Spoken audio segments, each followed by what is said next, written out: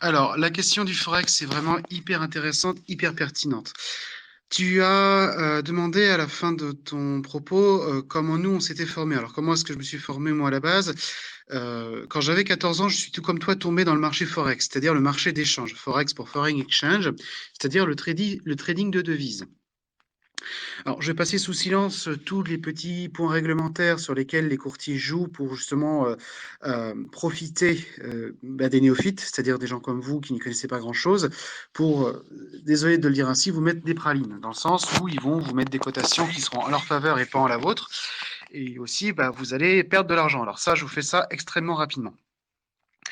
Pour mon expérience personnelle, j'ai fait du trading sur Forex, alors surtout la paire euro-USD et la paire le câble, ce qu'on appelle le GBP-USD pendant, je dirais 4 ans.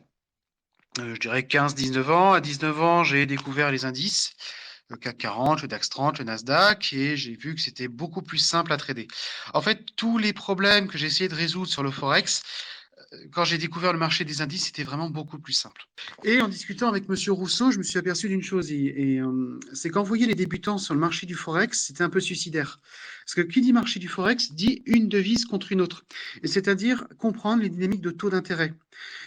Monnaie de base, monnaie de contrepartie, qu'est-ce que c'est qu'une banque centrale, comment fonctionne une banque centrale, qu'est-ce que c'est par exemple le taux nominal, le taux réel, qu'est-ce que c'est que les équations de Fischer, la théorie quantitative de la monnaie. Ce sont autant de questions qui sont vastes et qui dépendent davantage en fait de paramètres macroéconomiques que de finances pures.